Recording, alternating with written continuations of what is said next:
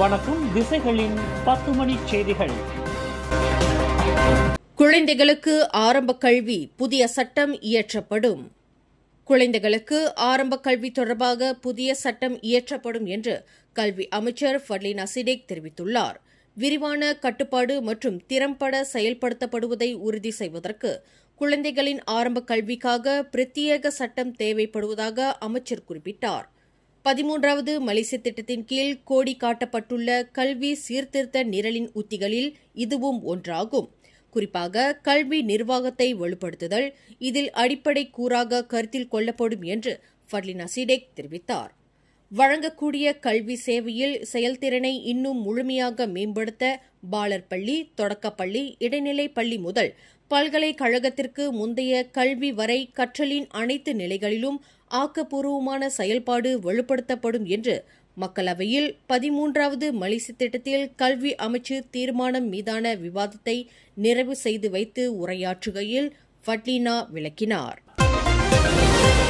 கடந்த வாரம் முன்னாள் பொருளாதார அமைச்சர் ரஃபிசி ரம்லியின் மகன் மீது நடத்தப்பட்ட தாக்குதலுடன் தன்னை தொடர்புபடுத்தி எழுந்துள்ள குற்றச்சாட்டுகள் தொடர்பில் முன்னாள் பிரதமர் டத்தோஸ்ரீ இஸ்மாயில் சப்ரி யாக்கூப் இன்று போலீசில் புகார் அளித்துள்ளார்.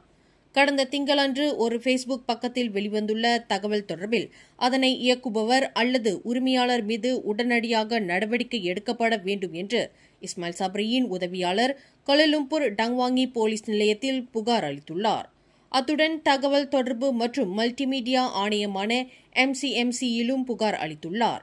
ரஃபிசியின் மகன் மீது நடத்தப்பட்ட தாக்குதலுடன் தம்மை தொடர்பு படுத்துவது போல் அமைந்துள்ள அந்த ஃபேஸ்புக் பதிவின் உள்ளடக்கம் முற்றிலும் உண்மைக்கு புறம்பானது என்றும் தனது நற்பெயரை கெடுக்கும் வகையில் தீங்கிழைக்கும் நோக்கம் கொண்டது என்றும் இஸ்மாயில் வலியுறுத்தினார். கடந்த புதன்கிழமை கோலாலம்பூர் ஸ்தாபாக்கில் உள்ள ஒரு கொண்டோமினியம் வீடமைப்பு பகுதியின் 22வது மாடியிலிருந்து கீழே விழுந்து தனது மகள் மரணமுற்றதற்கு சக தோழியால் பகடிவதைக்கு ஆளாகியிருக்கலாம் என்று தந்தை ஒருவர் சந்தேகிக்கிறார். இது தொடர்பாக அந்த தந்தை போலீசில் புகார் அளித்துள்ளார். 50 வயதுடைய ஜெஃப் ஹோ என்ற அந்த தந்தை தனது 22 வயது மகள் தலைநகரில் உள்ள ஒரு தனியார் பல்கலைக்கழகத்தில் படித்து வருவதாக கூறினார். 22வது மாடியிலிருந்து விழுந்ததாக நம்பப்படும் தனது மகள் இறந்துவிட்டதாக காலை 8:45 மணியளவில் கொண்டோமினியம் நிர்வாகத்தால் தமக்கு தகவல் அளிக்கப்பட்டதாகவும் தாம் உடனடியாக அந்த இடத்திற்கு சென்றதாகவும் அவர் கூறினார். தனது மகளின் தோழிகள் கருத்து வேறுபாடு காரணமாக மன ரீதியான பகடிவதைக்கு ஆளாகி மன அழுத்தத்தால் அவதியுற்று வந்திருக்கலாம் என்று அந்த தந்தை வங்சமாஜு மாவட்ட போலீஸ் நிலையத்தில் அளித்துள்ள புகாரில் தெரிவித்துள்ளார். தனது மகள் கடந்த வாரம் அந்த ஆடம்பர அடுக்குமாடி வீடமைப்பு பகுதியிலிருந்து குதிக்க முயன்றதாகவும் ஆனால் கொண்டோமினிய பாதுகாப்பு காவலர்களால் வெற்றிகரமாக மீட்கப்பட்டதாகவும் அவர் கூறினார். ஒரு வர்த்தக பெண்மணியான டத்தின் பமேலா லிங் காணாமல் போனது தொடர்பில் போலீசார் இதுவரை 48 பேரிடம் விசாரணை நடத்தியுள்ளனர் என்று உள்துறை அமைச்சர் டத்தோஸ்ரீ சைஃபுடின் நசிட்டியான் இஸ்மாயில் தெரிவித்தார். விசாரணை நடத்தப்பட்ட இந்த 48 பேரில் 4 அதிகாரிகள் மலேசிய ஊழல் தடுப்பு ஆணையமான SPRM சேர்ந்தவர்கள் என்று அமைச்சர் விளக்கினார். பமேலா லிங்கின் கடத்தலுக்கு பயன்படுத்தப்பட்டதாக நம்பப்படும் வாகனம் தாய்லாந்து எல்லைக்கு அருகிலுள்ள கிடாவில் உள்ள புக்கெட் காயு இத்தாமில் கண்டுபிடிக்கப்பட்டதாகவும் சைஃபுடின் கூறினார்.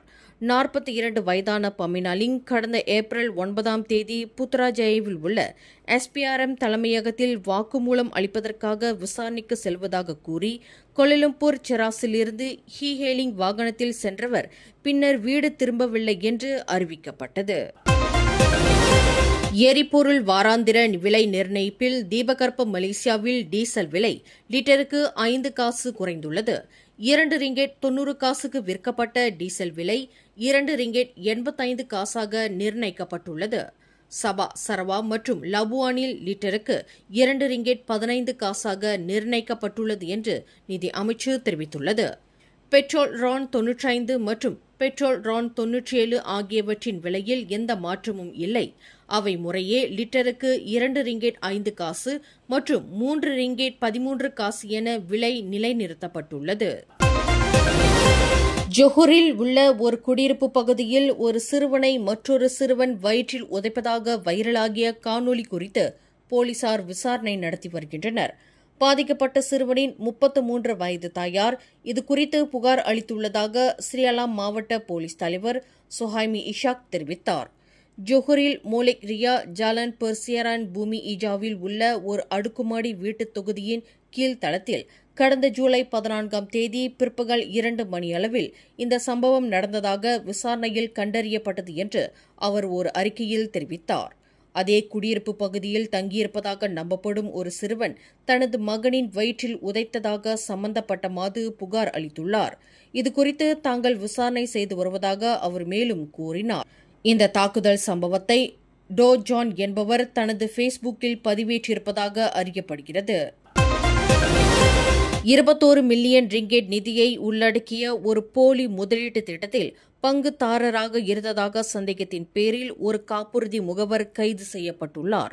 40 வயது மதிக்கத்தக்க அந்த சந்தேக நபர் நேற்றிரவு 9 மணியளவில் புத்ராஜயாவில் உள்ள SPRM தலைமையகத்தில் வாக்குமூலம் அளித்த பின்னர் கைது செய்யப்பட்டதாக மலேசிய ஊழல் தடுப்பு ஆணையத்தின் வட்டாரம் தெரிவித்துள்ளது. கில்லான் பள்ளத்தாக்கில் உள்ள ஒரு நிறுவனத்தில் தொடங்கப்பட்ட இந்த போலி முதலீட்டில் 22 பேர் ஏமாற்றப்பட்டதாக அந்த வட்டாரம் தெரிவித்துள்ளது. அந்த நிதியை தாங்கள் பெறவில்லை என்று சம்பந்தப்பட்ட நிறுவனம் தெரிவித்த போதிலும் இதில் முதலீடு செய்தவர்களுக்கு போலி சான்றிதழ் வழங்கப்பட்டிருப்பது அம்பலமாகியுள்ளது. இந்த மோசடியில் தொடர்புடைய காப்புறுதி முகவர் சம்பந்தப்பட்டுள்ளதாக சந்தேகிக்கப்படுகிறது. விசாரணைக்கு ஏதுவாக அந்த காப்புறுதி முகவரை வரும் ஞாயிற்றுக்கிழமை வரை தடுத்து வைப்பதற்கு புத்ராஜயா மஜிஸ்ட்ரேட் நீதிமன்றம் அனுமதி வழங்கியுள்ளது. இந்த கைது நடவடிக்கையை SPRM புலனாய்வு பிரிவின் மூத்த இயக்குநர் ஜைனுல் டரூஸ் உறுதிப்படுத்தினார். கடந்த திங்கட்கிழமை பூச்சோங் மற்றும் கோலாலம்பூரை சுற்றியுள்ள பகுதிகளில் மேற்கொள்ளப்பட்ட 4 சோதனை நடவடிக்கைகளில் 5 பேர் கைது செய்யப்பட்டனர். இதன் மூலம் போலீசார் 13.6 மில்லியன் ரிங்கெட் மதிப்புள்ள 425.25 கிலோ ஷாபு வகையைச் சேர்ந்த போதைப்பொருளை பறிமுதல் செய்தனர். புகிடமான் போதைப்பொருள் குற்றவியல் புலனாய்வுத்துறை இயக்குநர் டத்தோ உசேன் ஒமார் கான் கூறுகையில், கைது செய்யப்பட்ட அனைவரும் 33 முதல் 64 வயதுடைய உள்ளூர் வாசிகள் என்றும் இதில் சம்பந்தப்பட்ட கும்பலின் தலைவனும் கைது செய்யப்பட்டுள்ளதாகவும் கூறினார். காலை 11:20 மணிக்கு தொடங்கிய தொடர் சோதனைகளில் போதைப்பொருள் சேமிப்பு கிடங்காக பயன்படுத்தப்பட்ட ஒரு மொட்டை மாடி வீடும் கண்டுபிடிக்கப்பட்டதாக அவர் கூறினார். முதலாவது சந்தேக நபர் பூசாட் பண்டார் பூச்சோங்கில் உள்ள வாகன நிறுத்துமிடத்தில் பிடிபட்டார். அவர் ஓட்டிச் சென்ற காரில் 103.87 கிலோ ஷாபு கண்டுபிடிக்கப்பட்டது. அதைத் தொடர்ந்து டமான்சரா பூச்சோங் நெடுஞ்சாலையின் பிரதான சாலையில் நடந்த 2வது சோதனையில் மற்றொரு சந்தேக நபர் கைது செய்யப்பட்டு 37.21 கிராம் ஷாபு பறிமுதல் செய்யப்பட்டது என்று டத்தோ உசேன் தெரிவித்தார். குற்றம் சாட்டப்பட்ட சிறார்கள் உட்பட சட்டத்தை மீறுபவர்கள் அனைவருக்கும் எதிராக ஒருபோதும் சமரச போக்கு கடைபிடிக்கப்படாது என்று அரசாங்கம் உத்தரவாதம் வழங்கியுள்ளது. குறிப்பாக சிறார் குற்றவாளிகள் சம்பந்தப்பட்ட வழக்குகளை கையாள 2001ஆம் ஆண்டு சிறார் சட்டம் வரையப்பட்டதாக பிரதமர் துறை அமைச்சர் டத்தோஸ்ரீ அசலினா ஒத்மான் சைட் கூறினார். இந்த வழக்குகள் குறித்து சிறார் ஆணையர் விளக்கியுள்ளார். சிறார்கள் மீது குற்றம் சாட்டப்படக்கூடாது என பொருள்படும்படியான எந்த விளக்கத்தையும் அவர் கொடுக்கவில்லை. மாறாக சிறார்கள் மீது குற்றம் சாட்டப்பட்டால் நீதிமன்றத்தில் என்ன நடைமுறை இருக்கும் என்பதை அவர் குறிப்பிட்டுள்ளார். கோலாலம்பூர் மாநாட்டு மையத்தில் நடைபெற்ற 2025 ஆசியான் சட்டமன்ற ஆய்வரங்கில் கலந்து கொண்ட பின்னர் செய்தியாளர்களிடம் அவர் இதனை கூறினார். சிறார்கள் சட்ட ரீதியான தவறுகளை செய்தால் குற்றவியல் சட்டத்தின் விதிகளை பின்பற்றி குற்றம் சாட்டப்படலாம் என்று பங்கராங் நாடாளுமன்ற உறுப்பினருமான அவர் மேலும் தெரிவித்தார். B40 குடும்பங்களைச் சேர்ந்த பிள்ளைகளை இலக்காக கொண்டு கொலகபுபாரு நகரில் ஜலான் டத்தோ மூடா ஜஃபாரில் தாரா இலவச டியூஷன் மையம் திறக்கப்பட்டுள்ளது. தாரா அறக்கட்டளை கல்வியாளரும் மூடா கட்சியின் உலுஸ்லாங்கூர் தொகுதி ஒருங்கிணைப்பாளருமான டாக்டர் ஆர் சிவபிரகாஷ் மற்றும் பெர்சத்வான் பிற்பாடுவான் உலுஸ்லாங்கூர் ஆகிய முத்தரப்பு ஏற்பாட்டில் இந்த இலவச தாரா டியூஷன் மையம் தொடங்கப்பட்டுள்ளது.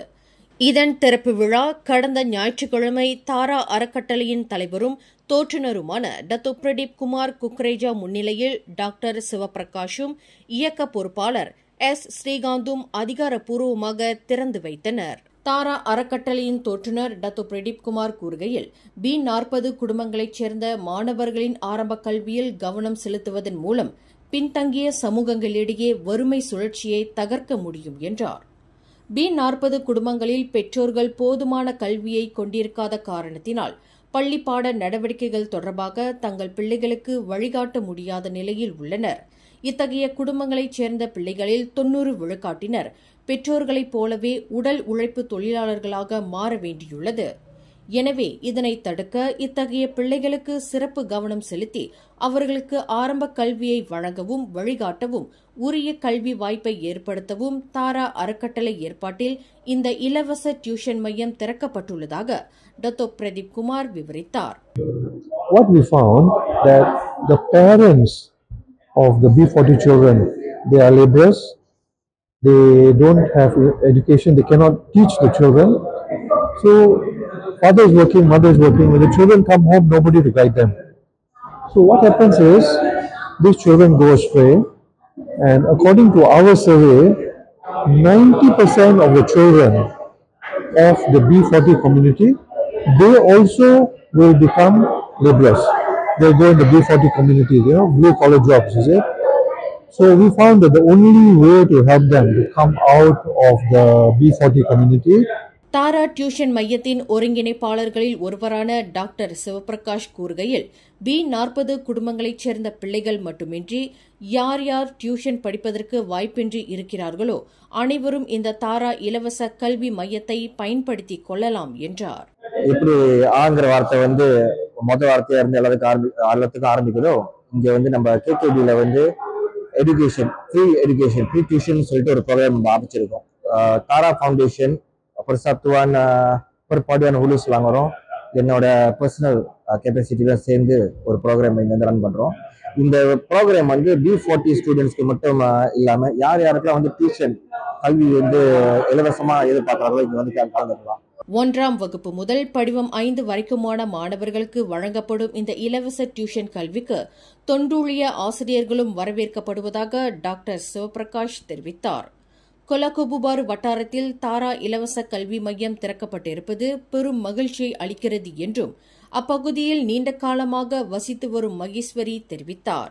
சிறந்த ஆசிரியர்களை கொண்டு இங்க இந்த டியூஷன் சென்டர் ஏற்பாடு செய்யப்பட்டிருக்கிறது. ஸோ நாங்கள் ரொம்ப மகிழ்ச்சி அடைகிறோம். ஏன்னா இலவசமா ஒரு தரமான கல்வி நம்மளுக்கு கிடைக்கிறது ரொம்ப அரிது. இந்த இலவச டியூஷன் மையம் திறக்கப்பட்டிருப்பது பிள்ளைகள் டியூஷன் பயில்வதற்கு தம்மை போன்ற B40 குடும்பங்களைச் சேர்ந்தவர்களின் கல்வி செலவினத்தை குறைத்துள்ளதாக கடந்த 9 ஆண்டுகளாக கொலகொபுவாருவில் வசித்து வரும் மலாய்க்கார பெற்றோர் தெரிவித்தார். Selama ni saya dah pernah mencari pusat tuition untuk anak-anak saya. Selepas saya mendengar pusat tuition ni secara percuma, saya terus hantar anak saya ke sini. Baguslah, dia meringankan beban untuk golongan ibu bapa yang kurang kemampuan lah, untuk memberi pembelajaran yang lebih kepada anak-anak diorang. படிப்பு மட்டுமின்றி நல்லொழுக்கத்தை கற்றுக் கொடுக்கும் ஒரு மையமாக தாரா இலவச கல்வி மையத்தில் தமது 3 பிள்ளைகளையும் சேர்த்திருப்பதாக பெற்றோர் மகேஸ்வரி தெரிவித்தார். ஸோ ஏன் இதை இந்த வாய்ப்பு நழுவ விடணும், ஸோ பிள்ளைங்க 3 பேருமே போடலான்னு சொல்லிட்டு 3 பேருமே போட்டேன். நிறைய விஷயங்கள் சொல்லி தராங்க. படிப்பு மட்டும் இல்ல, நல்லொழுக்கத்தை சொல்லி கொடுக்குறாங்க. நிறைய கலைகள் எல்லாம் சொல்லி தராங்க. இது பிள்ளைங்களுக்கு எதிர்காலத்துக்கு ரொம்ப ஒரு உறுதுணையா இருக்கும். முன்னதாக தாரா இலவச கல்வி மையம் நிறுவப்பட்டு இருப்பது தொடர்பில் டத்தோ பிரதீப் குமார், டாக்டர் சிவபிரகாஷ் மற்றும் ஸ்ரீகாந்த் ஆகிய மூவரிடையே கருத்திணக்க ஒப்பந்தம் கையெழுத்திடப்பட்டது. 1 மாத கால நாடு தழுவிய தேடுதல் வேட்டைக்கு பிறகு கின்னஸ் மலேசியா நிறுவனம் அதன் முதல் CPOS தலைமை பாயிண்ட் அதிகாரிகளை அதிகாரப்பூர்வமாக முடிசூட்டியது. அவர்களில் ஒருவர் விதிமுறைகள் மற்றும் நிபந்தனைகளுக்கு உட்பட்டு அயர்லாந்து தலைநகர் டப்ளினின் சின்னமான கின்னஸ் ஸ்டோர்ஹவுஸுக்கு ஒரு பிரத்யேக பயணத்திற்கு தயாராக உள்ளார். மலேசியாவின் மிகச்சிறந்த வேலையாக இருக்கக்கூடிய பிராண்டின் தரத்தை நிலைநிறுத்தக்கூடிய பணிகளுக்கு கிடைக்கப்பெற்ற 100கணக்கான பதிவுகளை கின்னஸ் மலேசியா பெற்றது. இவற்றில் 10 இறுதிப் போட்டியாளர்கள் CPO கின்னஸ் தர தூதர் பதவிக்கான இறுதிப் போட்டிக்கு வருகை தந்தனர். மாபெரும் இறுதிப் போட்டி கோலாலம்பூர் பெவிலியனில் உள்ள ஆர்தர்ஸ் ஸ்டோர்ஹவுஸில் நடைபெற்றது. அங்கு 10 இறுதிப் போட்டியாளர்கள் தொடர்ச்சியான சவால்களின் மூலம் போராடினர். கின்னஸ் கருப்பொருள் கொண்ட ட்ரிவியா சுற்று முதல் பாயிண்ட் சோதனைகள் வரை கின்னஸ் தூதர்களின் நேரடி கண்காணிப்புடன் நடைபெற்றது. ஒரு சரியான ஊற்றலை அங்கீகரிக்கக்கூடிய, பிராண்டின் தரத்தை நிலைநிறுத்தக்கூடிய மற்றும் பார்வையிட தகுந்த சிறந்த பார்களை பரிந்துரைக்கக்கூடிய ஒருவரை தேர்வு செய்வதே இந்த போட்டியின் நோக்கமாகும். சுவையில்லாமல் ஒரு குறைபாடற்ற பாயிண்டை அடையாளம் காணும் திறன், தூய்மை, குளிர்ச்சி மற்றும் நம்பிக்கை உள்ளிட்ட பிராண்டின் கையொப்பமான 7 C's of the Perfect Pour பாயிண்டை நிரூபிக்கும் திறன் மற்றும் அழுத்தத்தின் கீழ் கின்னஸில் புகழ்பெற்ற பாயிண்ட் சடங்கை நிறைவு செய்யும் திறன் ஆகியவற்றின் அடிப்படையில் இறுதிப் போட்டியாளர்கள் மதிப்பிடப்பட்டனர். இதில் புதிய கின்னஸ் தர தூதர்களாக 3 தேர்வு செய்யப்பட்டனர். கோலாலம்பூர் அலாம் டாமாயைச் சேர்ந்த சியா புய் குன், பஹாங் கேம்ரன் மலையைச் சேர்ந்த ஆங் லி மின் மற்றும் ஸ்லாங்கூர் ரவாங்கைச் சேர்ந்த தீபன் அனடாச்சன் என்ற ஏகநாதன் ஆகியோர் தேர்வு செய்யப்பட்டனர். இவர்களில் கிராண்ட் சிபிஓவாக சியாவ் புய் குன் தேர்ந்தெடுக்கப்பட்டார். இதற்கான வெகுமதியை அவர் அனுபவிப்பதோடு கின்னஸ் மலேசியா அனைத்து செலவுகளையும் ஏற்று அவரை கின்னஸின் தாயகமாக திகழும் டப்ளினுக்கு அனுப்பி புகழ்பெற்ற கின்னஸ் தாரவுஸை பார்வையிட்டு அதன் மூல பிராண்டின் பாரம்பரியத்தை அனுபவிக்க வாய்ப்பு வழங்கியுள்ளது. அதேவேளையில் இறுதிப் போட்டியில் தேர்வு செய்யப்பட்ட மூவரும் தற்போது மலேசியா முழுவதும் பிராண்டின் தராதரங்களை அங்கீகரித்தல், கொண்டாடுதல் மற்றும் நிலைநிறுத்துதல் ஆகியவற்றின் பொறுப்பை ஏற்கின்றனர். மேலும் செய்திகளை தெரிந்து கொள்ள கீழே இருக்கும் பெல் பட்டனை அழுத்துங்கள். உங்கள் மகிழ்ச்சியை வெளிப்படுத்த லைக் மற்றும் ஷேர் செய்யுங்கள். தொடர்ந்து திசைகளோடு இணைந்திருக்க சப்ஸ்கிரைப் செய்யுங்கள்.